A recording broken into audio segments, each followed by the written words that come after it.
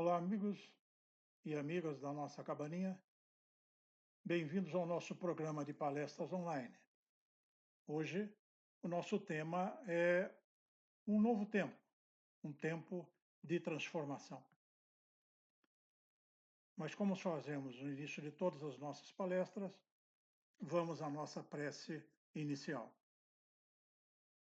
Senhor Jesus, ampare-nos hoje e sempre, principalmente nesse ano que se inicia, para que possamos ter as melhores decisões, para que sejamos favorecidos com a saúde, para que tenhamos paz, para que o mundo tenha paz, menos doenças, para que tudo que possa ajudar no progresso da humanidade possa ser recebido pelo ser humano para o seu desenvolvimento, para o seu trabalho nesse mundo.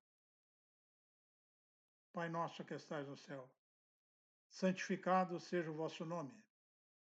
Venha a nós o vosso reino, seja feita a vossa vontade, assim na terra como nos céus. O pão nosso de cada dia, dai-nos hoje. Perdoa as nossas dívidas, assim como perdoamos os nossos devedores. E não nos deixeis entregues às tentações, mas livra-nos, Senhor, de todo mal, que assim seja, graças a Deus. Será que teremos um novo mundo? Um mundo novo a partir de 2021?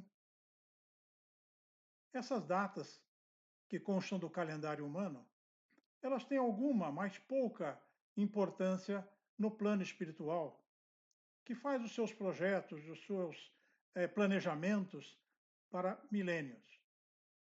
No entanto, o espírito humano que valoriza essas datas, o espírito humano que faz essa marcação para tomar decisões, na esperança de mudanças, enfim, para modificações da sua vida, o plano espiritual acompanha isso e reforça o espírito humano em cada uma dessas posições.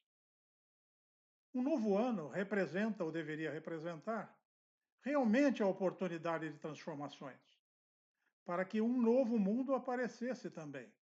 Um mundo que fosse menos cheio de trevas, de imperfeições, de vícios, enfim, onde a maldade tivesse menos espaços. Nós, aqui nesse mundo, temos decisões a todo instante a tomar, decidindo como vamos transformar a nós mesmos para realizar as transformações desse mundo. Mas o que é que acontece conosco que de certa forma, nos dá dificuldade para essa transformação? Por que é que precisamos, muitas vezes, realizar esforços acima, aparentemente, da nossa vontade ou nossa capacidade para que essa transformação aconteça? Estamos diante, pessoalmente, individualmente, cada um de nós, de forças antagônicas. De um lado, aquilo que eu sou, aquilo que nós somos, a nossa natureza, aquilo que nós acompanhamos ao longo do tempo e acumulamos dentro de nós, através das nossas tendências, através daquilo que nós fizemos e que gera o nosso karma, através de tudo aquilo que nós escolhemos das nossas experiências no mundo. Em relação a isso, nós temos o que nós devemos ser, isto é, aquilo que nós sabemos que devemos nos transformar, mas que às vezes é difícil a gente chegar nesses objetivos. Recebemos diversos exemplos dos missionários de Jesus no mundo, trazendo sempre o ensinamento do como se deve fazer isso. Mas esses ensinos, muitas vezes, são para nós difíceis de serem seguidos, porque nós ainda damos preferência para os vícios, para aquilo que satisfaz os nossos desejos materiais. Paulo de Tárcio tem uma frase que sintetiza muito bem isso e representa o pensamento da maioria de todos nós. Pois não faço o bem que quero, mas o mal que não quero, esse faço. E é uma verdade dentro de nós. Muitas vezes sabemos que temos que fazer determinada coisa, no sentido de aproximar, de auxiliar, no sentido da caridade, no sentido do entendimento mútuo, no sentido de transformar as nossas ações de relação em transferência do bem, da virtude, da bondade, do verdadeiro espírito de fraternidade. Mas não conseguimos fazer isso. Ao invés, nos entregamos aos vícios, ou então fazemos coisas que depois vamos nos arrepender, no confronto que a nossa consciência faz com aquilo que deve ser feito, com aquilo que aprendemos e que temos, por essência divina, dentro do nosso coração, em forma de uma semente. E é por isso que Paulo ressalta dessa forma esse sentimento que o angustiava. Muitos outros espíritos de luz, como Santo Agostinho, Santa Teresa de Jesus, fazem as mesmas reflexões.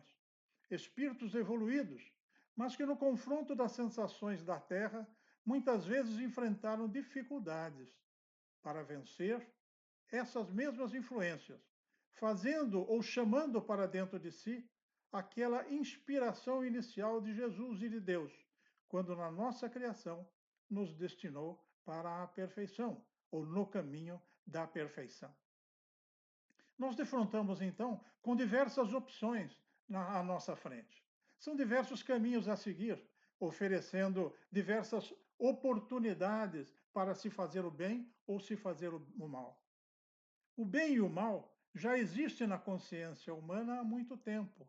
Diversas religiões, antigas mesmo, já dividem o destino dos seres humanos no seu futuro espiritual ou após a morte, numa bem-aventurança de um paraíso ou ainda na desaventurança de um inferno. Nós vemos aí as diversas dimensões da projeção do espírito humano, já sabendo que determinadas atitudes vão acarretar para ele um sofrimento muito grande, um estado de perturbação, que alguns entendem, religiões antigas, ser até eterno, como é o inferno. E o pintam com todos os tipos de tormentos que se vê no mundo. É fogo, é miséria, é fome, é sede e assim por diante. Mas como é que nós podemos nos tornar homens novos, melhores a cada dia? O que é que nós devemos fazer? Como transformar aquilo que somos naquilo que nós devemos ser? Precisamos ter dentro de nós alguma informação para essa transformação. Precisamos ter dentro de nós a consciência do que existe a ser feito e a conscientização de que isso deve realmente ser feito. O que devemos fazer, então, é tirar de nós todas as nossas más tendências. Começar devagarinho, é verdade, mas aos poucos ir lapidando o ser que se transformará num ser puro num futuro ainda que distante, mas que faz parte de um caminho a ser percorrido. É retirar, muitas vezes, através de um esforço bastante grande, tudo aquilo que nos arrasta para a materialidade, nos faz chumbar no solo das imperfeições, transforma o nosso coração escravo do vício, porque determinadas facilidades que nos parecem compensadoras no plano físico nos arrastam exatamente para a infelicidade. Aquilo que parece nos trazer é, uma satisfação momentânea que seja, na verdade representa um grande perigo, porque nós estamos no mundo não para viver pela matéria, mas seguir o exemplo do Cristo que dizia que o reino real, o reino do Espírito, o reino dele, portanto, é o reino dos céus. O mundo não é o reino em que nós devemos ter como objetivo final. É um objetivo transitório de transformação e de trabalho que nós devemos, e no qual nós devemos viver para podermos exercer essa transformação. É um mecanismo periódico que segue diversas oportunidades através de diversas reencarnações. E aí é que nós vamos lapidando, retirando a pedra que esconde a nossa verdadeira essência, o carvão da transformação que esconde o diamante mais brilhante, mais puro, que é o verdadeiro homem transformado, criado por Deus. Para isso, nós devemos, além de nos livrar das más tendências, procurar não cairmos novamente nessas ou em outras, reconhecendo por um esforço próprio, por uma alta análise, por uma crítica pessoal, aquilo que pode nos arrastar para as coisas ruins do mundo. Geralmente, as coisas que nos ligam aos benefícios da matéria, que deveriam ser instrumentos de aperfeiçoamento, como o poder, como o dinheiro, como a saúde, como a beleza, como a sabedoria, e que deveria, evidentemente, ser transformado no mundo em instrumentos da nossa evolução. O dinheiro para a caridade, a sabedoria para podermos ensinar aos outros o procedimento de como melhorar. O poder para podermos transformar as condições sociais em que vive a humanidade e, dessa forma, melhorar as suas condições de trabalho e também estimular o ser humano para a transformação para o homem de bem ou para o homem novo. Existem algumas dicas que nós encontramos em diversas dessas inspirações que vieram dos céus, através de diversos missionários. Paulo de Tarso nos dá uma dessas ideias. Diz ele: quanto à antiga maneira de viver, vocês foram ensinados a despir-se do velho homem, que se corrompe por desejos enganosos, a serem renovados no mundo de pensar e a revestir-se do novo modo, criado para ser semelhante a Deus em justiça e em santidade proveniente da verdade.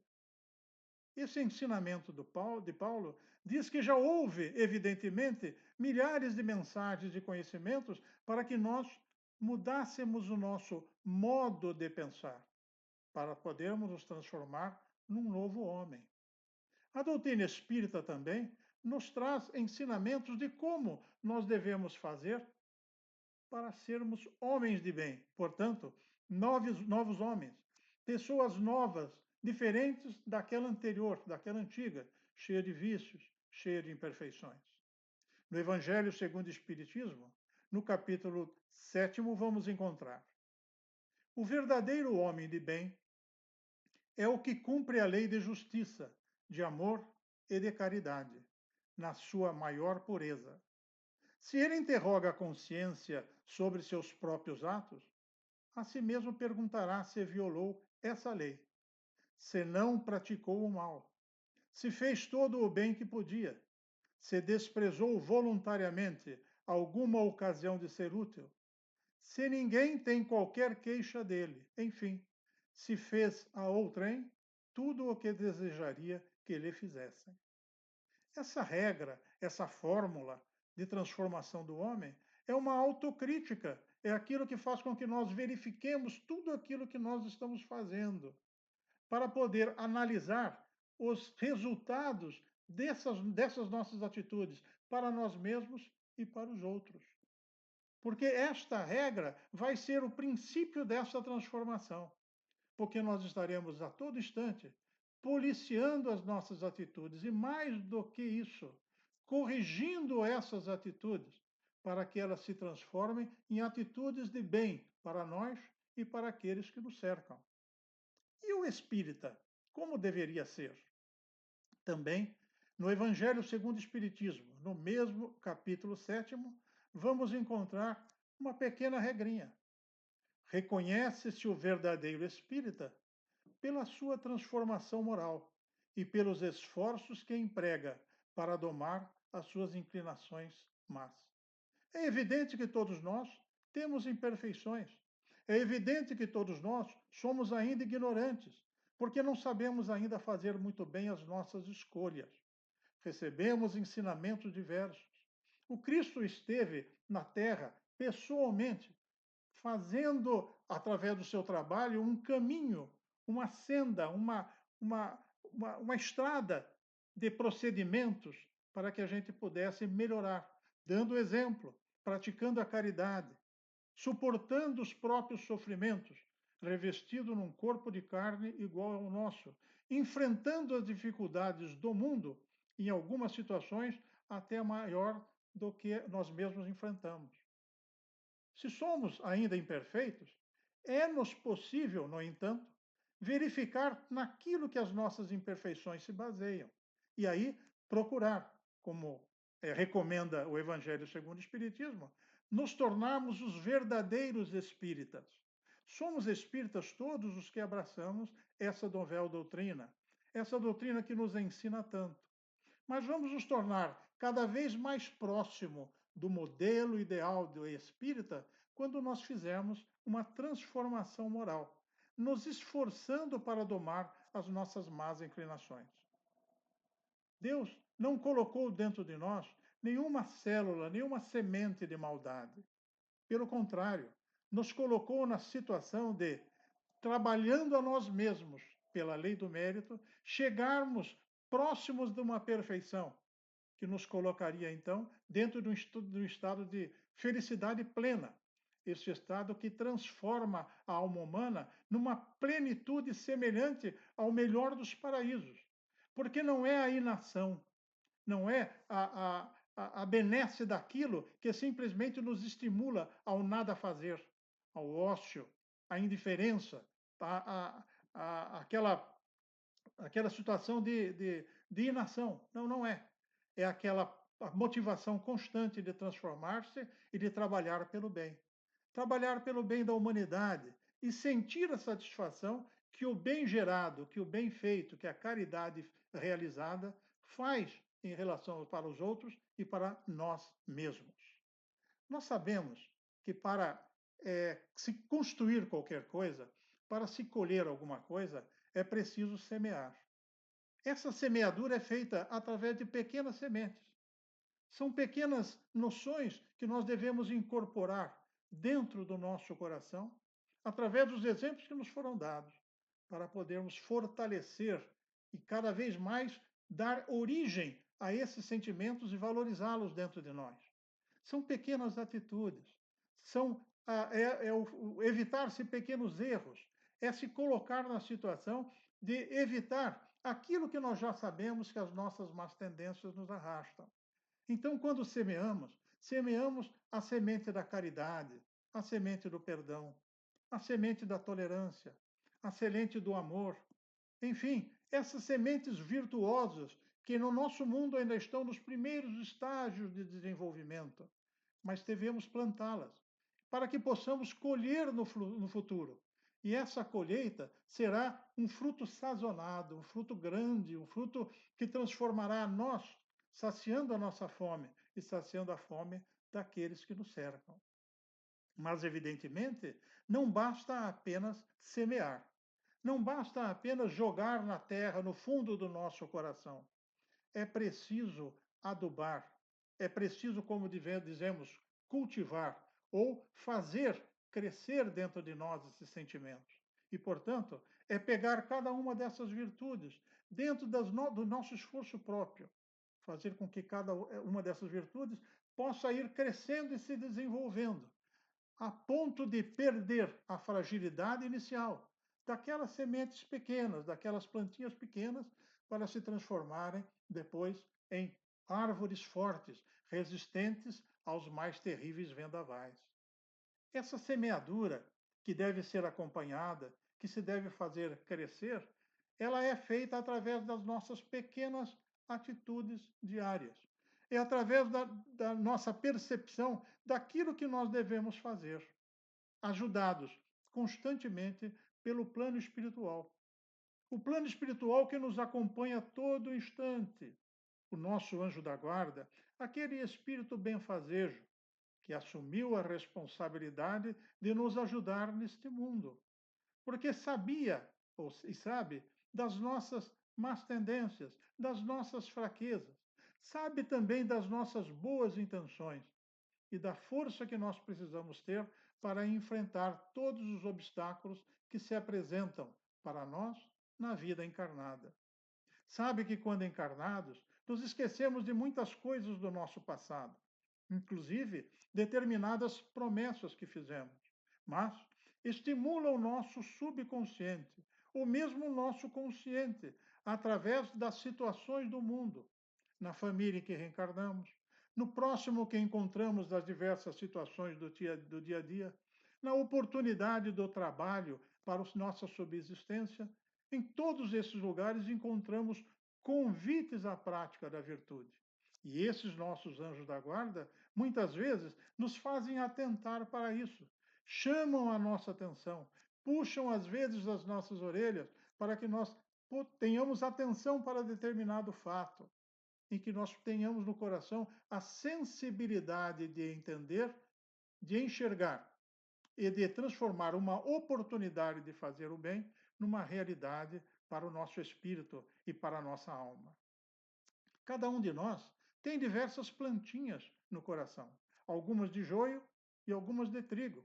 É preciso fazer com que o joio desapareça e que o trigo floresça, se desenvolva, porque esse sim vai gerar o pão espiritual que vai nos alimentar no futuro.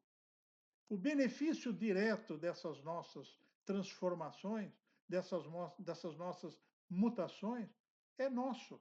E por fazermos parte de uma coletividade, passa também a ser um benefício coletivo, tal como é a vontade do nosso Pai que está no céu. Porque a fraternidade vai nos fazer dividir aquilo que essas plantinhas gerarem de frutos em nossos corações.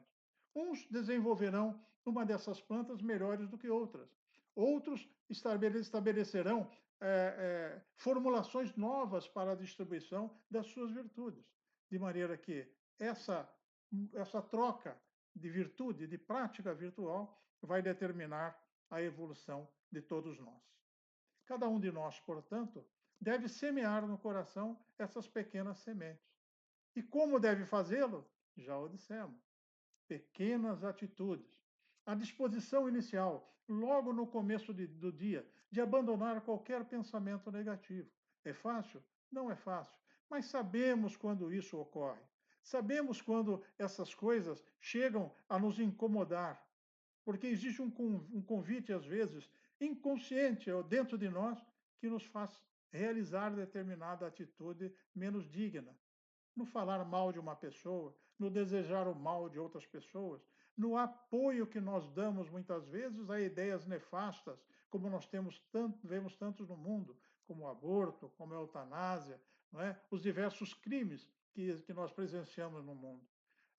Cada vez que nós temos a tentação, a tendência de apoiar coisas dessa natureza, devemos fazer um esforço para trancar aquele ímpeto, para assustar aquela vontade.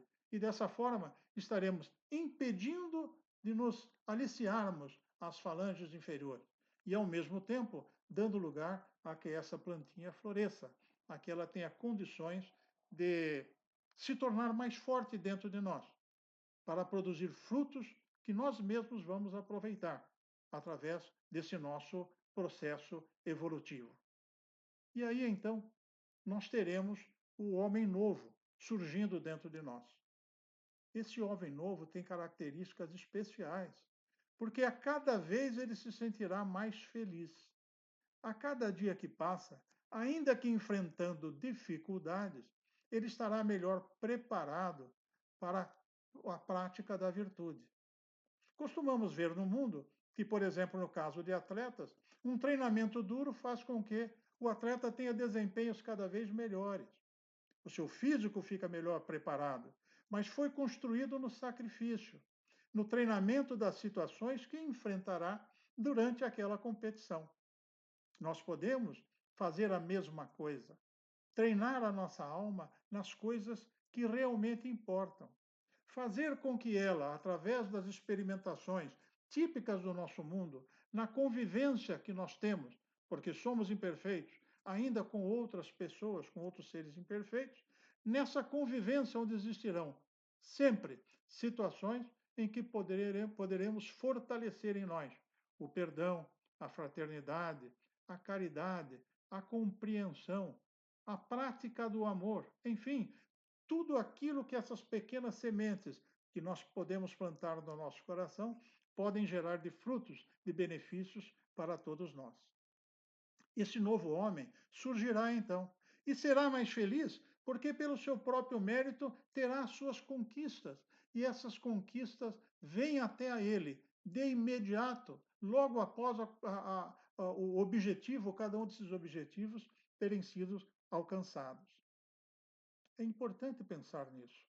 Se nós queremos ser outras pessoas, no sentido de estarmos cada vez melhores dentro de determinados padrões de virtude, como é o que nos estimulam os emissários do Cristo, que é o que o próprio Cristo nos estimula a fazer constantemente. Se precisamos ou se queremos estar nessa situação nova, precisamos nos esforçar para isso. Fomos criados simples e ignorantes. E simples e ignorantes por quê? Para que toda a transformação fosse uma conquista pessoal. Porque, sendo uma conquista pessoal, ela jamais poderia ser tirada de nós, por ninguém que estivesse à nossa volta. E seria, então, a nossa própria felicidade e felicidade daquele que nos criou. Qual é o pai que não fica feliz quando percebe que o seu filho, que os seus filhos estão tomando o rumo do bem, que se devotam ao trabalho, que se dedicam ao estudo, que procuram ser cada vez mais respeitosos para com eles, solidários para com os outros, enfim, que cultivam as virtudes.